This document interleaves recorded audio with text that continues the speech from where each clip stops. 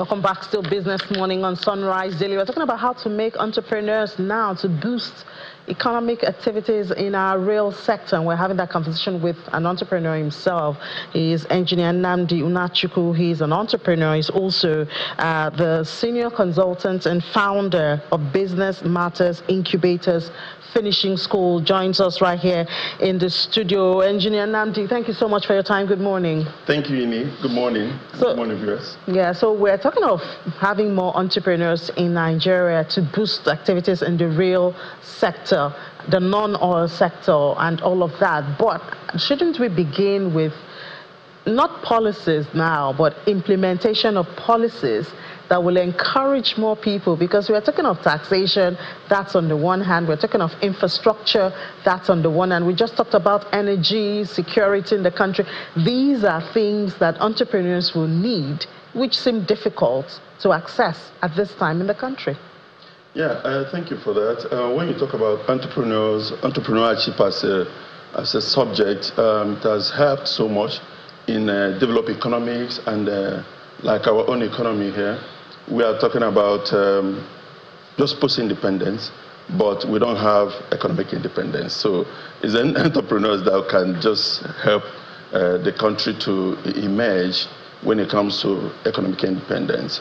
And when you talk about what is happening right now and our economy, the state of our economy, you discover that most of the approach, past government, current government, has always been, a kind of a short-term approach.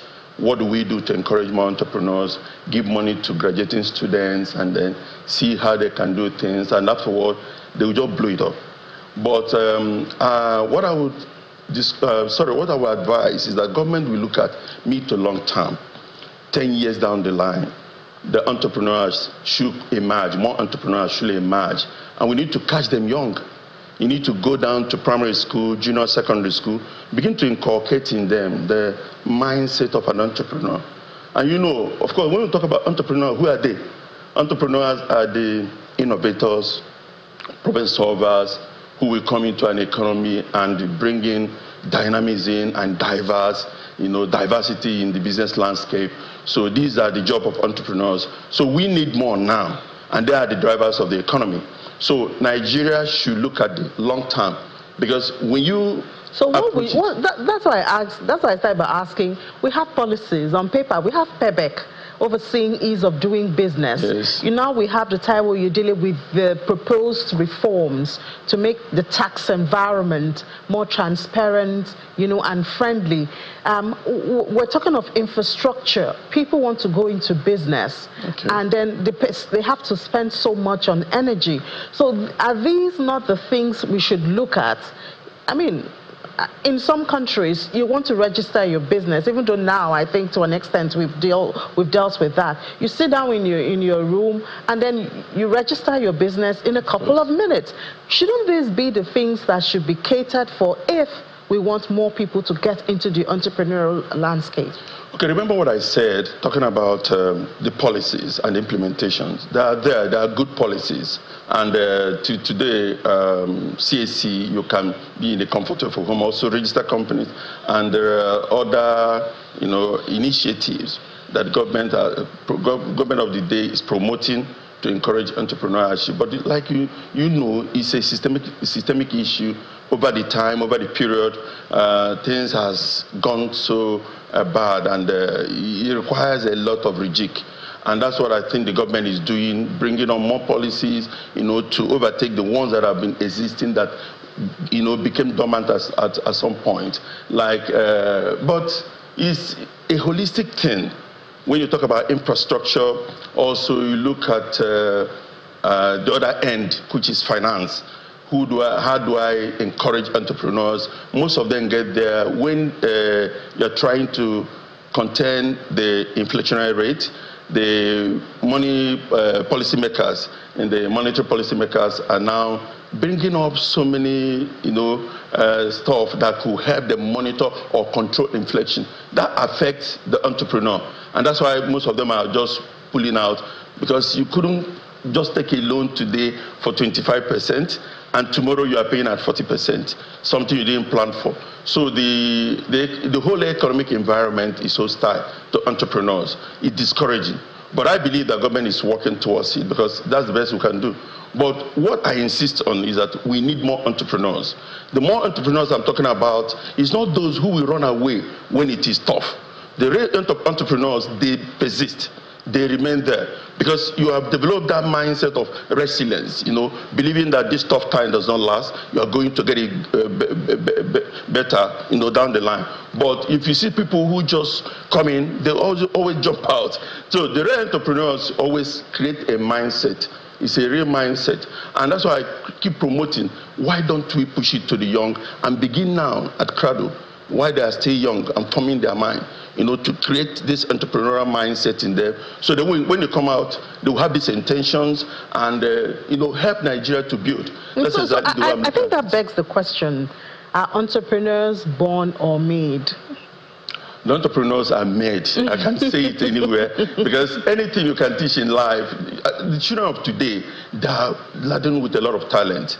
The only reason why those talents die down is because nobody to mentor them, nobody to coach them, nobody to teach them what to do. So if we go down, and meet them while they are still forming their mindset and be able to push in this entrepreneurial mindset in them, they grow with it. And there is nothing like entrepreneurs are made. Anywhere, look at sports, the real professionals are the ones that started at age 8, 9, they are professionals. Look at music, those who started from church choir as young, they're doing well today. So having seen what entrepreneurship can do to this economy, we should pay more attention to entrepreneurs. We should pay more attention to that as a project. And are you suggesting a rejig to our curriculum in school? Definitely. That's where I'm just looking at. We need more sophisticated curriculum or curricula for secondary school and primary. Today they talk about entrepreneurship at the university level. At the university level, most of those youth are already thinking of how to make it big. The entrepreneur starts small and look at, monitor the journey and then follow it up. Now, what we're looking at now, what I'm kind of advising is that we look at our curriculum and tweak some things there. It's almost outdated. It's over 30 years and we're still using it. But if you look at what is happening in other world, like the developing, like the EU, are encouraging their schools to bring in entrepreneurship in their curriculum. Even Rwanda here, they started implementing that in almost 10 years now, about 2012. So Nigeria, we don't have any excuse. We need to do something about it. Now, you get them through the system, the education. That's where the children will begin to. And not just entrepreneurship, just letters or, all those grammar. It's practical, hands-on. You talk about, vocational education, rapid with entrepreneurship, craft, rapid with entrepreneurship. So that if the child comes out and the child knows how to do painting or knows how to do tiling, they will bring innovation in it, because that's the job of an entrepreneur, to bring innovation, to do it the better way. It helps the society, it promotes, lifestyle. It helps entire landscape, like what we call about the socio-economic good of the nation. That's what entrepreneurs do, any day, anytime. All right, I hear you. Entrepreneurs are not born, they are made. Anybody can be an entrepreneur. Anybody, even you. Even myself, yeah. But it's becoming too late for you to learn. Because it's becoming more of a professional. I have the heart of a child, so I can always learn. Oh, why not? You are good for it. You are good. But you need to go back to primary school and start learning. Word. Step by step. Okay. It takes a lot. I'll leave it to my children then. Of course, you need to encourage them. Yeah. So what we're begging is for the school owners, the stakeholders, the parents, the policy makers, on education, to think of how to bring in entrepreneurship. I can tell you that they are working on it, because I have consulted to one or two, parastatals, and they are surely looking at it. Like UBEC is looking at it. They have what they call school to work. So I've met them and said, let's roll it out. But they are waiting for it to be perfect. But now, when you bring entrepreneurship training around it, you roll immediately. What we're doing with Lagos State, we started what they call pilot scheme.